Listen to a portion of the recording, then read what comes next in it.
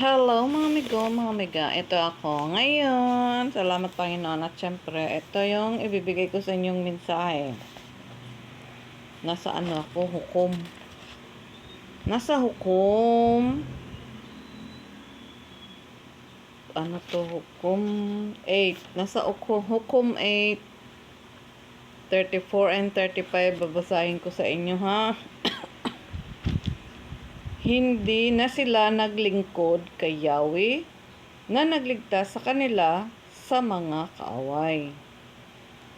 35. Hindi sila tumanaw ng utang na loob sa sambayan ni Gideon sa lahat ng kabutihang ginawa nito sa Israel. Yun lang. Yan ang binigay sa akin ngayon. Sana naunawaan nyo to. Nag-react na yung Holy Spirit ko. Naglingkod. Hindi na daw sila naglingkod kay Yahweh at hindi sila tumanaw ng utang na loob kay Gideon. Ganyan din ba tayo? Hindi tayo marunong tumanaw ng utang na loob sa Panginoon?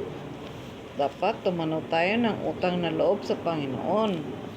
Sa araw-araw dahil tayo ligtas. Naliligtas niya tayo araw-araw. Diba? Sa mga kaaway. Pag tayo ay nananalig sa Kanya. Pero, wala tayong utang na loob. Tinakwil pa natin siya, iwinaksi. Dahil sa katigasan ng ating mga ulo. Yun nga si Gideon, no? Lahat ng kabutihang ginawa nito sa Israel, pero wala silang utang na loob. Nakasulat na to noon pa, oh. Ganon din ang batas ng Panginoon para sa atin. Dapat tumanaw tayo ng utang na loob sa Panginoon, sa magulang natin, sa mga tumutulong sa atin. Ganyan tayo dapat. Yung iba walang utang na loob. Yung mga anak, may mga anak na walang utang na loob sa kanilang mga magulang, nilalapastangan yung mga anak nila, ay mga magulang nila. May mga ganong sitwasyon. Simula pa noon hanggang ngayon. Di ba? Ang dami-daming ganitong mga pangyayari. Bawat pamilya, sa magkapatid, may mga ganon. Pero ang pinaka dapat nating tanawan ng utang na loob, ang Panginoon, hindi ang ating kapwa. Ang Panginoon muna bago tayo tumanaw ng utang na loob sa ating kapwa. Ang sa Panginoon, dahil hindi tayo mabubuhay ngayon kung hindi sa Kanya nagmula ang lahat ng ito. Ang ating hininga, ating pagkatao, ang ating mga dugo na nananalaytay sa ating katawan, ating balat, laman, loob, mga tadyang. Sa Kanya nagmula to lahat. Hindi to nagmula sa kalaban niya. Kaya doon tayo tumanaw ng utang na loob sa Panginoon. Ayan, nakasulat oh. Totoo nga, di ba? Meron dapat tayong magtanaw ng utang na loob sa Panginoon. Hindi. Dito nga si Gideon, binigyan ng example. Yung mga sambayan niyan, walang utang na loob. Tayo pa, no? Tayo pa sa Panginoon, sa ating kapwa, una-una sa lahat sa Panginoon. Dahil wala tayo dito ngayon kung hindi sa pamamagitan ng kapangyarihan ng Panginoon, wala tayo ngayon, di ba? Binigyan tayo ng pagkakataon simula nung si Noe, di ba? Ilan sila nabuhay, binigyan sila ng pagkakataon. Sa dami ng tao noon, hindi naniniwala. Sino lang yung naniniwala? 8 lang. Ngayon, kung ilan lang yung naniniwala, 1, 2, 3, 4, 5, o mabuti kung aabot ng 5. Kung pahintulutan ng Panginoon, marami tayong maliligtas. Kung hindi, ilan nga lang lamang ang maliligtas dahil hindi tayo tumanaw ng utang na loob, hindi tayo nagsisi, hindi tayo nagbalik loob sa Panginoon. Ang gusto ng Panginoon sa atin, magsisi tayo. Gusto niya, maligtas tayo sa kasamaan, maligtas tayo sa lahat ng kapalaluan. Gusto niya, mabuhay tayo. Gusto niyang magbago tayo, magsisi, magbalik loob sa Kanya. Dahil bukas palad niya tayong tatanggapin. Matagal niya tayong hinantay. Pero tayo lang ang matigas ang ulo. Wala nga naman tayong utang na loob. Dahil matigas nga naman ang ulo, naghimagsik. Kaya tuloy, maganda ang mga kautusan ng Panginoon para sa atin. Binigay niya to sa atin. Nandito na to, noon pa. Pero ngayon, hanggang ngayon, ganun pa rin tayo. Walang pagbabago. Walang pagbabago ang ating mga pagkatao. Ilang henerasyon na ang dumaan. Nag-react tuloy ang Panginoon. Ay, yung Holy Spirit ko, walang pagbabago. Nag-react siya. Totoo nga naman, Hanggang ngayon, hindi nagbabago. Hinaharang pa yung mga salita ng Diyos. Bakit yung hinaharang? Ito na may para sa ating lahat. Ayaw nyo malaman nyo at maligtas tayo sa lahat ng kapahamakan. Ayaw ng Panginoon mamatay tayo sa ating kasamaan. Gusto nga niya tayong lahat ay maligtas. Tigas ng ulo. Matitigas ang ating mga ulo. Tapos kataas yung kilay. Tataas yung kilay kasi nga, ano ba yung mga sinasabi niya? Nandito nakasulat sa Bible. Lakihan natin yung mga mata natin. Gising mo tayo o bulag pa rin ba? Wala tayong awareness pag ganon. Yung iba nga, tumatanaw ng utang na loob sa kapwa. Paano pa sa Panginoon? Diba? Nag-react tuloy yung Ang Panginoon ang dapat nating tanawan ng utang na loob dahil lahat ng nananalaytayin, lahat ng nakikita natin sa ating mga pagkatao ay galing sa Kanya. Sa Kanya nagmula at balanse niya tong ginawa. Kaya may mata, nakakita ng tama. Yung isang mata, nakakita ng mali. Kaya balanse. At nasa sa atin ang pili kung anong gusto natin. Ang tama ba o mali? Anong nakita mo? Mali, tama. Hindi, sulong mo yung tama. Meron tayong tainga nakakarinig ng tama. Meron din tayong tainga nakakarinig ng mali. Kaya balanse pa rin, di ba?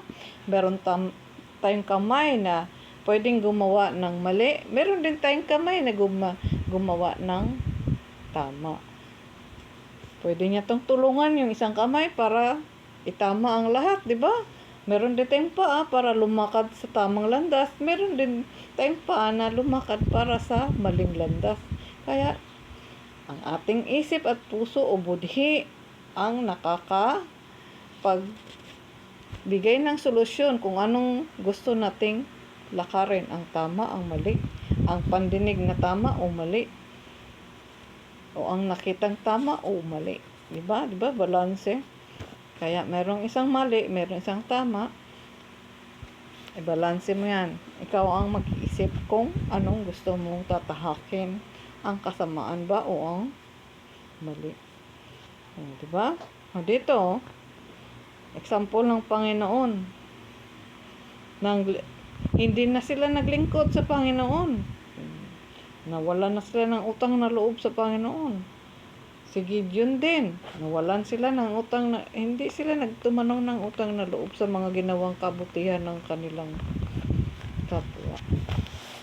Sana baguhin na natin ang ating sistema dahil ito may kautusan dito ng Panginoon. Hindi nyo ba ito na Matagal na tayo namumuhay sa mundo, tumanda na tayo, pumuputi na ang ating mga buhok. Malapit na tayong umalis sa mundo, kaya iwanan natin ang tama para sa darating. Dahil yung darating, kaawa-awa sila kung ang mamanahin nila para sa atin ay ang mga maling gawain. Kaya dapat nating ipahayag ang mga katuruan ng Panginoon dahil ito ang gusto niya, ipahayag natin sa lahat. Huwag nating itago, huwag nating ilihim. Pinapahayag lang natin puro kabutihan. Paano na lang yung kontra? O hindi tayo ma-aware kung puro na lang kabutihan. kabutihan nga. Hindi naman totoong nasa loob ang pagka mabuti. Lang, paimbabaw lamang. Kaya, ito, mga aral ng Panginoon binibigay sa akin para ipahayag sa ating lahat. Pati ako, natututo doon sa mga binibigay ng Panginoon ng aking Holy Spirit na gumagabay sa akin. Pati ako natututo, di ba? Kayo, hindi ba kayo natututo? Marami ang kabutihan nandito, pero hindi pinapahayag yung totoong para ang mga taong maging aware kung ano ang dapat niyang gawin. Sabagay, marami diyang matatalino. Sino ka ba? Di ba? Pero ang sabi ng Panginoon, huwag kang mamumula. Huwag kang humatol. At sino ka para humatol at mamumula? Tandaan natin yan. Kailan lang binigay niya sa akin? Kahapon. Tungkol doon sa mga namumula at saka mga humahatol. Dahil pag ang Panginoon Diyos lang naman ang pwedeng humatol sa atin, si Jesucristo. Pag natigok tayo, hindi tapos hatulan na tayo, no? Halimbawa lang, doon tayo sa huwes sa Panginoon, doon sa kung saan ka pupunta. Ang Panginoon ang magpapatotoo kung ikaw ba ay siya ang maging hukom natin doon. Kung ikaw ba ay saan papunta o saan ka direksyon dadalhin. Kasi siya ang hukom natin. Siya lang ang tunay na hukom at tagapagligtas natin. Tandaan natin yan. Yung mga binibigay niya sa ating mga mensahe ay napakalaking aral para tayo maging aware. Aware tayo sa lahat ng ating gagawin, sa ating mga desisyon. Kung mali ang ating mga ginagawa, sana pag-isipan natin. Baguhin natin ang direksyon. Pwede namang umano ng ibang daan para ituwid ang lahat. Hindi yung tuloy-tuloy ka lang, gumawa ng pagkakamali. Mali na nga sa umpisa, tuloy-tuloy pa rin. Paano ka ngayon maliligtas kung ganyan ang gusto mo? May ibang direksyon, maraming daan. At isa lang yung daan para sa katuwiran. Isa lang. At maraming daan. Kung gusto mong daan sa mga ibang klaseng kasamaan, doon ka. Kung gusto mo, ayaw mo talagang umalis doon, ayaw mo doon sa daang matuwid, ay nasa sa iyo na rin yan, di ba? Ang ganda ng mga katuruan ng Panginoon para sa atin, pero hindi pa ba kayo gising? Hindi pa ba kayo aware sa mga pinaggagawa nyo hanggang ngayon? Tumanda na kayo, ganyan. Simula nung kayo nagkamalay, ganyan ang ginagawa nyo hanggang ngayon. Gawin natin ang tama. Yung may pakinabangan sa ating kapwa. Yung may magandang kapakinabangan sa ating kapwa. Hindi yung namumula ka, humahatol ka, nakasulat pala lang dito lahat, tapos hindi ko to nung mga aral na to hindi ko na na pinangaral to. Naririnig lang natin, pero totoo. Dapat ipangaral natin to para ang lahat lalo na yung darating, ma-aware sila, meron na silang diwa na ay mali pala to, ganito ganyan, di ba? Bata pa sila, mulat na sila sa mga ganyang gawain na hindi pala tama. Matutunan din nila yan araw-araw habang dahan-dahan silang lumalaki. Malalaman din nila yan sa pamamahay, sa school. Depende na rin yun sa maging kasalamuhan nila araw-araw. Kasi may kanya-kanya tayong paa. Kung saan tayo pwedeng lumakad, may kanya-kanya tayong paa. Nag-react yung Holy Spirit ko doon. Yung paa natin, turuan natin lumakad sa katwiran. Di ba? Dalawang paa natin, isa, kung gusto mo sa tama, doon ka. Kung gusto mo sa, kaya nga balanse, tayo mismo ang magdesisyon. Kung gusto natin sa mali, gusto natin sa tama, nasa sa atin. Tandaan natin yung mga katuruan ng Panginoon. Pasok natin sa ating mga Dito, kukuti. Eh, napakalinaw naman ang mga gusto ng Panginoon para sa atin. Gusto niya maging malaya tayo, magalak tayo. Ayaw niya yung may kalungkutan dahil yung mga kalungkutan, paminsan-minsan lang yan. Pero ang gusto ng Panginoon, maging magalak tayo at magpaalalahanan. Kaya gusto niya, ipangaral niya to lahat ang mga nandito. Mga binigay niya sa atin ng mga mensahe. Yung sinusulot niya para sa atin. Tingnan mo. Yung mga noon, ang tigas-tigas ng mga ulo mo. Noon pa, mga ninuno natin. Pati siya, dinamay siya, no? Di pa ba tayo dyan, tulog pa rin ba tayo hanggang ngayon? Maraming kabataan ngayon, ako, grabe. Walang mga utang na loob sa kanilang mga magulang. Kumbaga, parang bang sila ang hari. Sila daw ang hari. Hindi naman tama yung ganun. Natural lang naman magtulungan ang mga mag-anak. Kung mayroon kang budhi, tumulong ka. Kung wala ka namang budhi, huwag kang tumulong. Nasa sa iyo pa rin yun. May mga anak na mabubuti ang puso. May mga anak din naman na iba. Pero, dahan-dahan silang nagbabago habang nagmamature yung iba. Yung iba naman, lalong napalalo. Dahil lalo na pag nag-rock yung Holy Spirit ko doon. Yung dahan-dahan. Dahan-dahan talaga tayong matututo. Lalo na pagka maganda yung sinasamahan mong grupo o kaya yung nasa paligid mo. Yung iba kasing lalo na sa kabataan, may mga barkadang huwag kayong magagalit dahil totoo yan. Nangyayari yan. Merong mga barkada na dinadala ka sa kasamaan, dinadala ka sa mga bad influence, may ganun. Pero sana magising na sila yung ibang kabataan dahil dahan-dahan naman yan sila kumbaga sa teknolohiya nag-i-evolve. Ganyan din ang tao, dahan-dahan din yan habang bata pa, hindi pa masyado alam yung dahan-dahan matututo talaga sila. Kung tama yung kanilang katama yung kanilang mga at kung nakikinig sila. Meron kasing ibang kabataan na matigas ang ulo, hindi nakikinig. Sobrang tigas ng ulo. Paraan na lang dyan, ipanalangin sila na hipuin ang puso nila ng Panginoon na baguhin ang sistema ng kanyang pagkatao para yung paraan. Panalangin natin yung mga ganong bata, mga anak o kapatid.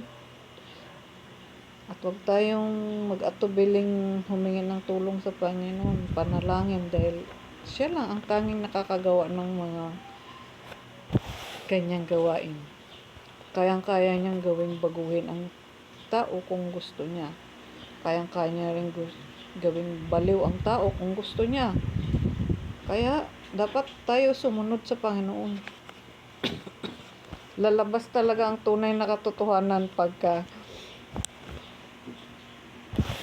sumunod ka sa Panginoon.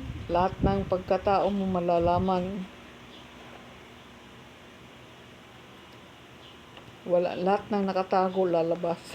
Katulad sa akin, di ba? Maraming tao, may kanya-kanyang taong may nakatagong lihim. May nakatagong lagim. Di ba? Pero lang talaga sa mga taong matuwid. Meron talagang taong matuwid.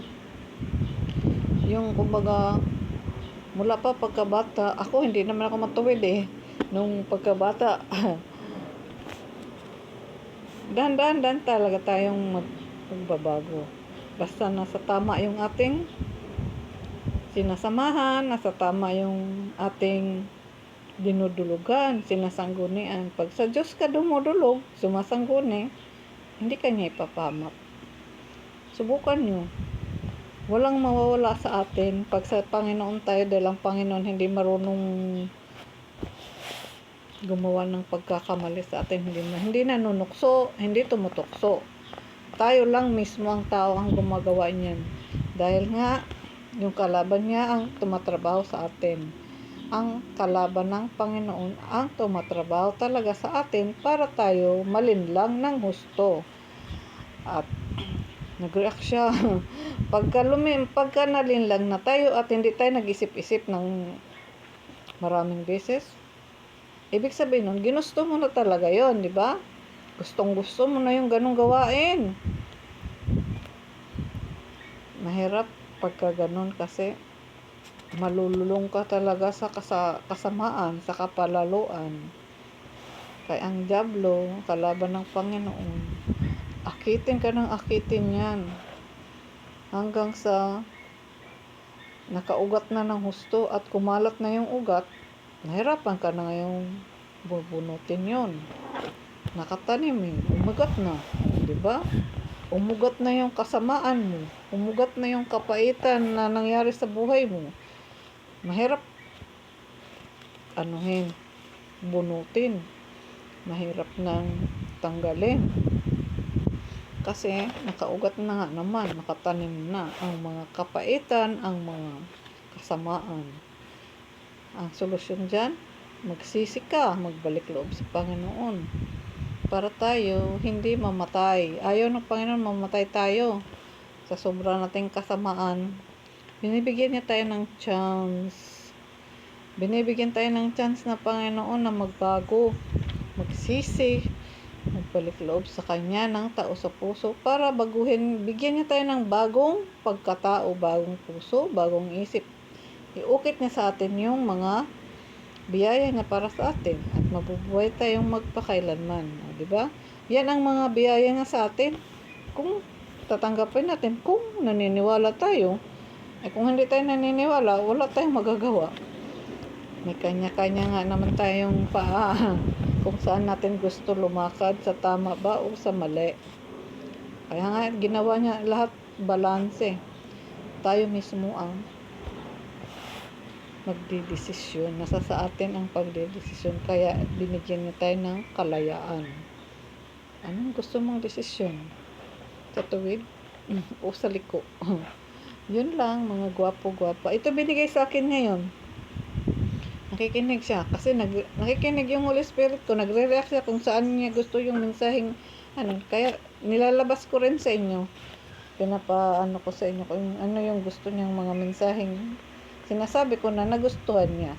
At kung ayaw niya magsalita ako ng hinihipo niya yung bibig ko para tumigil na ako. Pero hindi naman hinihipo. Titigil na lang ako.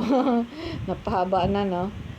Yun lang. Salamat. Sana makinig tayo. Magkaroon tayo ng utang na loob sa Panginoon lagi. Isipin natin ang Panginoon ang naglalang sa atin.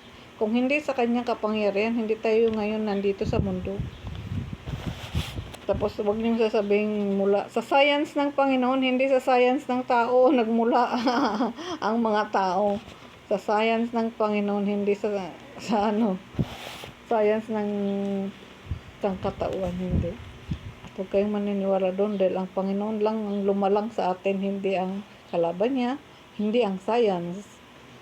Ang science na pag-aaralan din naman. Pero maraming pwedeng gawin sa science. Kaya nag-i-evolve na di ba? Dahil marami talagang pwedeng gawin. Yun nga lang, itama natin ang dapat nating gawin. Huwag yung ikakapahamak ng ating kapwa dahil ayaw ng Panginoon mapahamak ang pagkatao natin, ang ating pagkatao, ang ating kapwa. Gusto niya tayong lahat maligtas.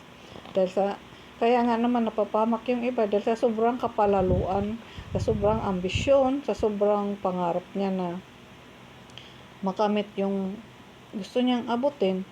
Pag binagsak ka ng 1, 2, hanggang 3 o dagdagan pa, sana tumigil ka na. Tumigil na tayo sa paggawa ng pagkakamali.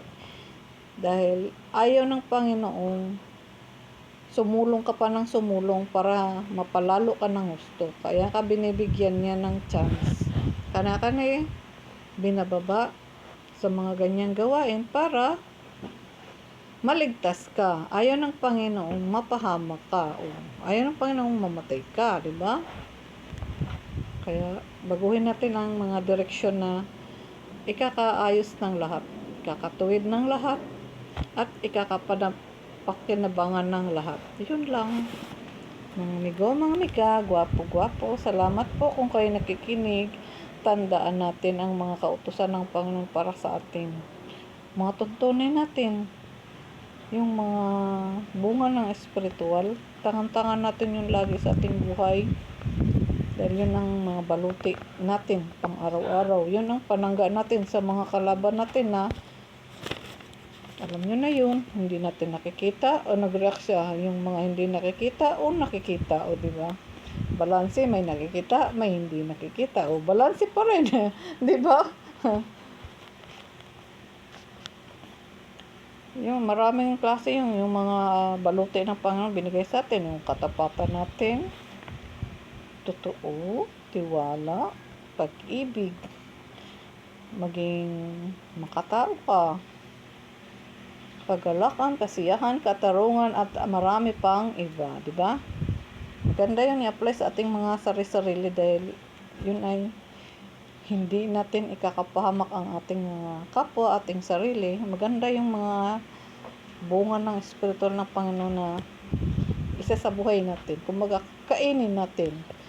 Hindi yung kain na kain na ang tawag, nag-react siya doon.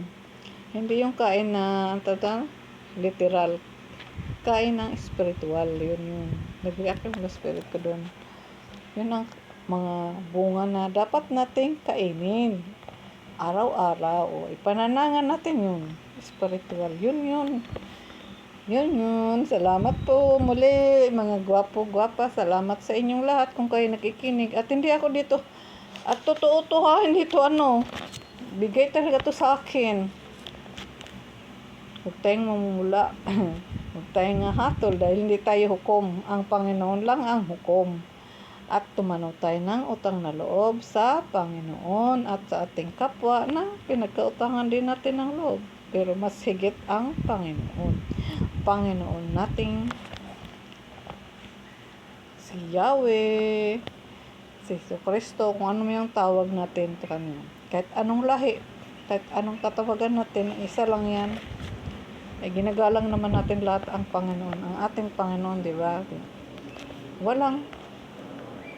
Hindi naman siya kung anong tawag mo sa akin. Kasi may iba-ibang lahi, iba-ibang tawag, di ba? Sa amin nga, Bisaya, Tagalog, English, di ba? Iba-iba, pero isa lang yun.